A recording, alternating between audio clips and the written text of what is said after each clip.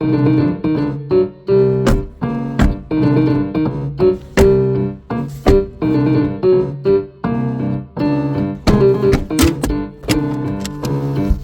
that is knowing how long your car is. I think it's about time I blocked off properly the exhaust end of this EGR. So, you see this pipe here? You see that? It's got a split in it. That means that gases are escaping from the turbo and finding their way into the car. And that's not nice. I'm going to see if I can repair it with this liquid moly stuff for exhaust that was actually sent here by Neil to fix the exhaust on his car, and there's a bit left over. So what I have to do is just heat that up and try not to get that on fire. Here we have the moment of truth where more things have been done with Kenneth. On the boost pipe there's supposed to be an O-ring apparently, but they didn't have one. So this could be psychological of course, but it does feel a bit better. The trouble is, it's never going to be a rocket ship, is it? So I'm not going to drive it and think, wow, oh my goodness, what speed, what power this car has. No, it's not going to do that. But it would be nice if it did have a bit, just a bit. If it had all of that 135 brake horsepower all coming out to play, and thank you very much. As I get up here, I'm going to see whether it'll boost properly. Oh yes, it's not rapid, but it is better. Yep, I can't even grip anymore. That's more like it. And no doubt that's still not the end of it. But, oh, do I take it for a spin up Blackstone Edge on my way home? Yes, I do. 3 improvements to look out for right now. Better performance, seems to have done that one. Better fuel economy, that's to be seen. And the smell of burning diesel gone.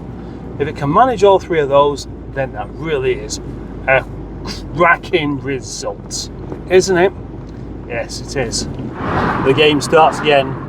Resetting while sat in traffic gives the most honest result possible, because unlike when you just reset it whilst already doing 50 miles per hour or 60 on the motorway, it's not cheating, it's picking up. It's picking up. I'm chuffed. I really am. I can't wait now to take it up the big hill and see what happens there. However, the power doesn't really come in on one of these until 2000 RPM anyway, so I may well just be setting myself up for another disappointment. But I'm happy to try, and although I barely got going there, I'm already up to 36 miles per gallon, so it's all looking very positive. You might be getting the impression that I like this car. I do, it really suits me. I knew it would do. It suits what I am becoming, which I shall say again, in case you missed it before. Wannabe antiques dealer.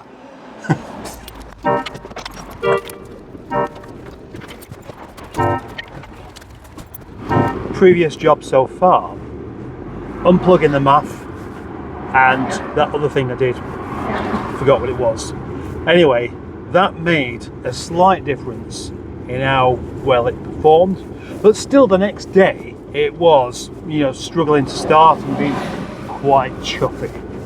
I won't know how well this job is until the morning, so you'll have to wait, but not for long, and certainly not as long as I'll have to wait. For me, at this very moment, I'm thinking, oh, what is 12 hours going to bring? Will it bring some good news, or will I be just back to where I was before? For you, it's a couple of minutes away.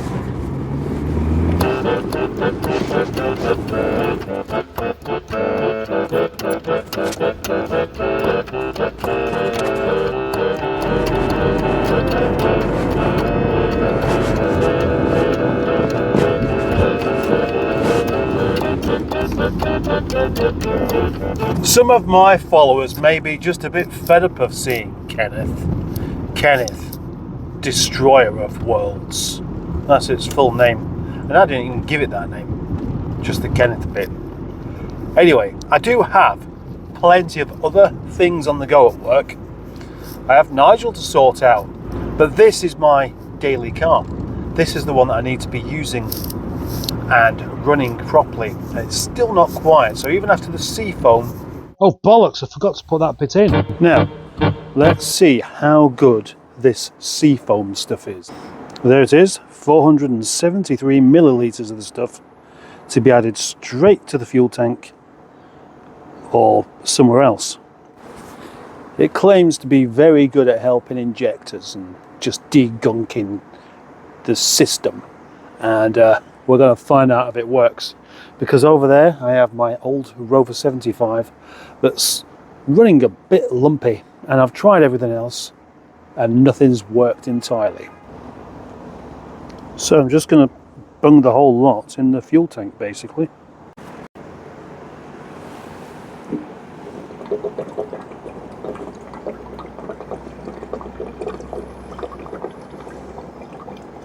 I had this sent to me last week by my friend George. It's not cheap. In fact, including the carriage, including the VAT, it's £16.70 for a tub of that size. I have a little errand to do, so I may as well find out if it works. I'm not expecting some sort of miracle instant result here, but maybe, just maybe, by the time I'm on my way back through this less than desirable traffic, maybe it will be running better than it is doing currently. Maybe the idle will be smooth, maybe some of the smoke will have gone, even some of the power returned. I'm still struggling to get any more than sort of 35 miles per gallon, and I don't think that's quite right. I need to readdress the EGR thing, because when I fixed it, it did seem to be a lot better, and now it just feels like it was before. So maybe I didn't seal it up well enough. That's my assumption. Idle is still just a little bit lumpy as well, plus the chuff of smoke in the morning. It's still kind of suggesting some sort of injector issue, but I won't know that for definite until next week. The gate was left wide open again as normal.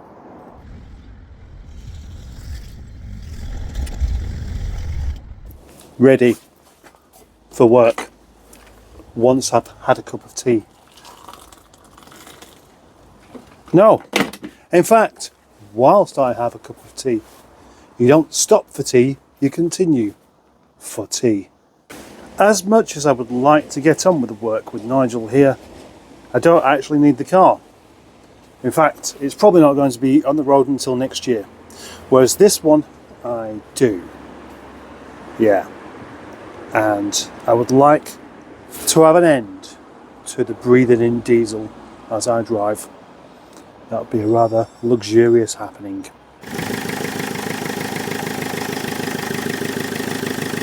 I can feel a budge coming on, and that's quite simply because the EGR pipe there, see that crack? That crack splits all the way around.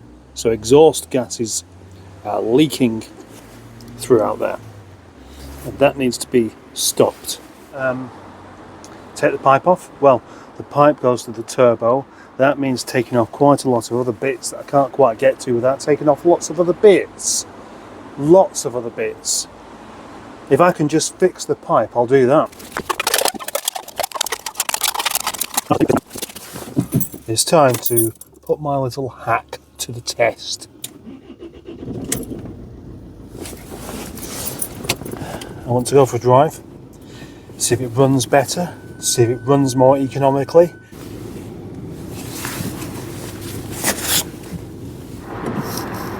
First of all, I'm going to try the poodle test. Reset the trip counter and just drive gently like I have been doing. The other day I had to go to Todmorden, So I went to Todmorden in the evening and had a lovely straight run all the way there and back. And when I'd finished, this car was reading 47 miles per gallon. And I thought, yeah, not bad. The next day I had to do the same thing and it got to 36. So what's the difference? Well, the main difference is traffic. Lots of traffic. That does consume lots of fuel, it would seem. Now I'm out in the car again, doing a simple test to see whether the miles per gallon is any better, whether it pulls any better. So that might seem like quite a strange thing to do. Going out for a drive, using up fuel to see whether it's using any less fuel or not. Well, I mean, the thing is, you know, how much fuel it's using is a long-term thing, isn't it? It's not just now. So if you get it right now, then long-term, better. Oh, pulls better. Again, pulls a lot better, actually. Oh, bollocks. That's the trouble. You enter the motorway, you don't know what's going to be going on. And I can see what's going on the other side. Isn't particularly good. Feels like quite a luxurious job, just sitting in the warm car going on the motorway. But it's a test that needs to be done, isn't it? So what I'm going to do now is reset again whilst go up Windy Hill at a steady speed. So if the fuel economy can be anywhere near as good as what it is normally going up a hill, I will be happy. A steady almost 60 is 31.7 and it's remaining there. 3,500 revs, hold it there for a while to get the heat properly through the exhaust, and it should help burn off some of the stuff that's going on. Now that's amazing. 3,500 revs going up a hill and it's doing more, it's doing 35 miles per gallon. 35 miles per gallon at 3,500 revs. Fifth gear again, 23. Wow. Reset that again. Go to fourth.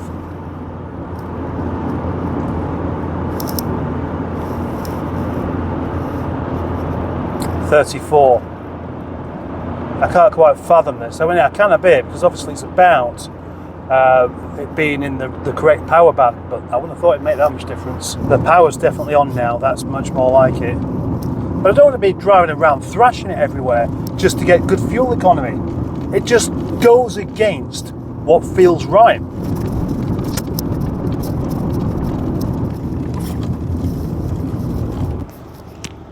Could this be the start of good things to come?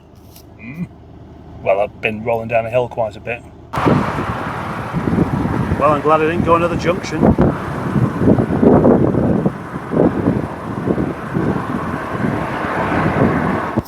Now, with a diesel, you should be able to just kind of drive it how you like and always get reasonably good fuel economy. So let's give that a go. After this white car, that's probably got a bit too slow actually.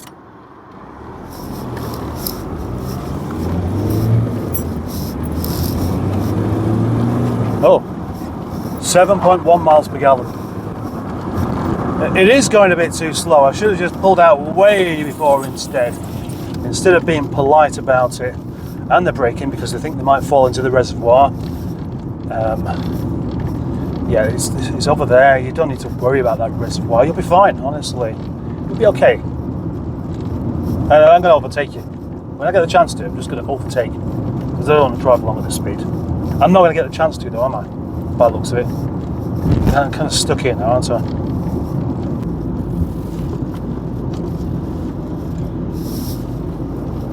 All of my experiments go a bit wrong because I'm trying to test this now to see. Whilst you're going down the hills, it doesn't give you a very good idea at all whatsoever of fuel economy. I feel like I'm always banging on about fuel economy, but it's of interest to me because whilst I'm out wasting my day driving a car using my fuel up, I'm trying to save some money and make a video. But then it's all about just showing how something can progress from not working quite as it should do to working quite as it should do. But anyway, I feel like I've kind of cocked this up somewhat because 88 miles per gallon is not a good representation of how good this car is on fuel. 91 miles per gallon. if only that'd be fantastic. 97. How far will it go? How far? Oh look, a Rover 75 in copper leaf. Oh, and it's the same age as this one, and it's a tourer. For God's sake.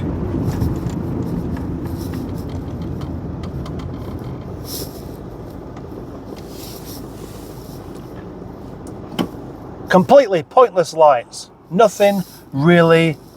No need at all to be stopping it, really.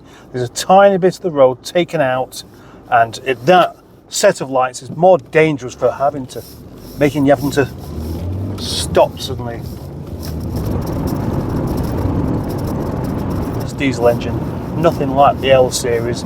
It does seem to be a lot more economical if you rev it, and that's going to do with where the turbo actually works. However, my two failed attempts at going up Blackstone Edge, up the other way where it's a bit steeper in 5th gear, have completely failed. Yet, cars that have managed it, L Series, absolute doddle. The Peugeot 407, 6th gear, it managed it. A 416 that I had last year called Gladys, that's with a 1.6 litre K Series, managed it perfectly okay. Mark on Motoring's Renault Megane Coupe 1.6 with 90 horsepower managed it. So why can't this? Unless it just is down to that maximum torque band, which must be around 2000 RPM. I could stop asking myself a new questions and just have a look, Google it, do a Google. It just doesn't feel right to be driving a diesel at high revs. Still no smell of smoke, still no smoke coming from there, so is it fixed? Have I actually done a fix or not? We'll soon find out, I suppose, because if this is fixed, then you won't really be hearing me talk about it again, and I'll be able to do something else.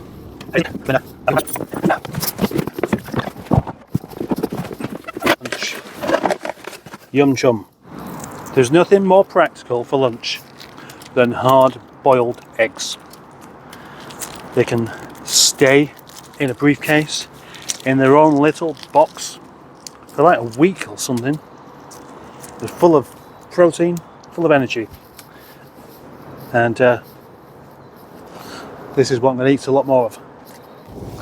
I think I've just witnessed the most arrogant thing ever. I'm on my way to Oldham and I'm sat at a set of temporary traffic lights. Well, they're going green again now. But just a minute ago, 2 cars got through this particular section on green because there was a man in a van coming the other way who stopped, blocking the traffic so he could have a chat with somebody just about to go through the lights. That person went through the lights and left everybody else sat there. What a...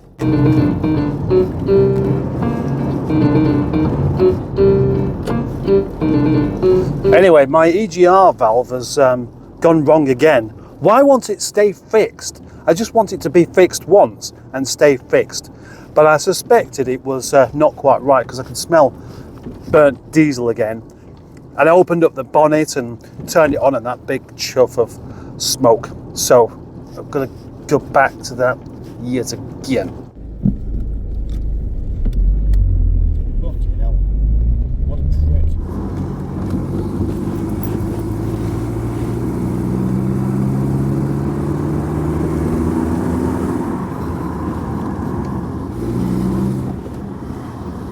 I was really hoping this would be the end of this episode of Kenneth and its issues with its not running entirely right, because the EGR finally I feel like I've done something with where it can't go wrong.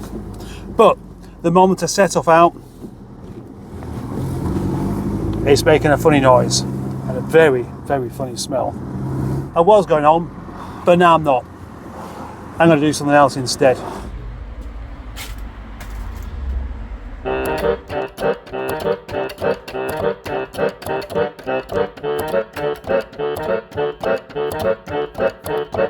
Definitely wasn't expecting to be here at this time doing this, but the EGR thingy has blown a hole in itself, attempting to weld it shut, which at the moment is just leaving, looks a bit like a big piece of broccoli that's gone off. Welding in the dark is never really going to work, especially the dark and wet, but I've got to give it a go, because by trying to fix it I've just made it worse. But it kept on unfixing itself. I had to do something proper about it. I was warned, you can't really weld this kind of metal very well. So 3 attempts, and if it's not right, I'm going to have to come back to it next week. I won't have time tomorrow, I won't have time on Sunday, and I'm going to need a different solution. This is the very last part of this video. I've left that weld plenty of chance to cool down. If I've managed to make a seal that is airtight, it will work. If I haven't, it won't. Last chance before I go home. I don't think it's going to work. Nope, it's not worked. Didn't think it would.